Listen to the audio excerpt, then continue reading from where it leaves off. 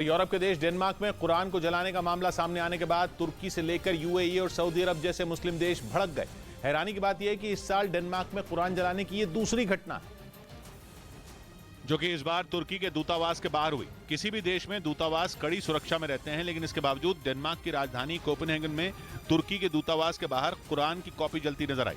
इस घटना पर तुर्की ने तो डेनमार्क से एक्शन लेने को कहा ही, रमजान के महीने में इस्लाम के अपमान पर यूएई, पाकिस्तान और सऊदी अरब भी भड़क गए। अभी जनवरी में भी कोपेनहेगन में कुरान जलाई गई थी और 2 महीने के अंदर वहां फिर ऐसी घटना हो गई।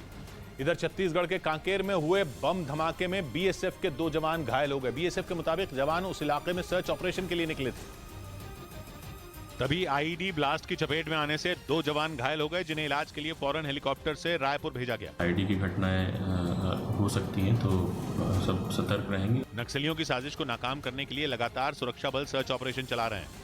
इस बीच यूरेशियन टाइम्स नाम की वेबसाइट ने दावा किया कि रूस पर हमले की यूक्रेन की रणनीति अमेरिका के एक अखबार ने लीक कर दी, जिस पर यूक्रेन ने सख्त नाराजगी जताई। यूरेशियन टाइम्स के मुताबिक पॉलिटिको ने यूक्रेन की रणनीति को लेकर एक रिपोर्ट छापी। बताया गया कि यूक्रेन की सेना ने खैरसॉन के रास्ते आगे बढ़ने का प्लान तैयार किया है, लेकिन खबर के मुताबिक पॉलिटिको ने यूक्रेन कब, कहां और कैसे रूसी सेना पर हमले करेगा, इसका जिक्र अपनी रिपोर्ट में कर दिया। इससे पहले पश्चिमी मीडिया ने दावा किया था कि यूक्रेन के जवान रूसी सेना पर मई में बड़े हमले करने की तैयारी में जुटे हैं, लेकिन अब जब बताया जा रहा है कि जेलेंस्की की सेना की रूसी फौज पर हमले की रणनीति लीक हो गई, तो इस पर यूक्रेन ने भी नाराजगी जताई।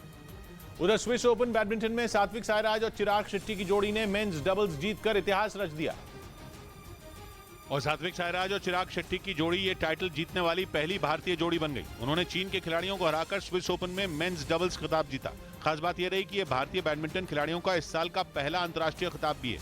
इस बीच चीन के 600 उद्योगपतियों ने अपनी संपत्ति सिंगापुर ट्रांसफर कर दी है, यह दावा पश्चिमी मीडिया ने किया।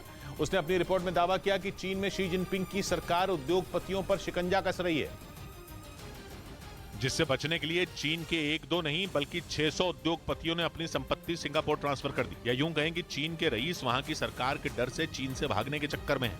पश्चिमी मीडिया ने दावा किया कि चीन के कई बड़े उद्योगपतियों ने अपनी संपत्ति सिंगापुर ट्रांसफर कर दी। ब्रिटेन के अखबार फाइनेंशियल टाइम्स ने तो इनकी संख्या तक बता दी और जानकारी दी कि चीन के करीब 600 अमीर परिवारों ने ये बड़ा कदम उठाया है। इसके अलावा सिंगापुर में 500 नए बिजनेस शुरू होने वाले हैं, जिनमें चीन के रईसों का पैसा लगा है। और उन्होंने ऐसा इसलिए किया क्योंकि शी जिनपिंग सरकार ने चीन में भ्रष्टाचार के खिलाफ जांच शुरू कर दी है, जिसकी चपेट में चीन की कई बड़ी कंपनियां आई, जिसके बाद वहां के रईसों ने सिंगापुर का रुख किया।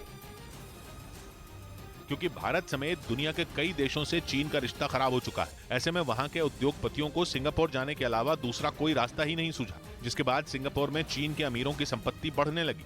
वैसे इससे एशिया के सबसे खूबसूरत देशों में से एक सिंगापुर की परेशानी बढ़ सकती है, क्योंकि चीन के रईसों के वहां शिफ्ट होने से महंगाई बढ़ सकती है। वहां घरों का किराया बढ़ना तो शुरू भी हो चुका है।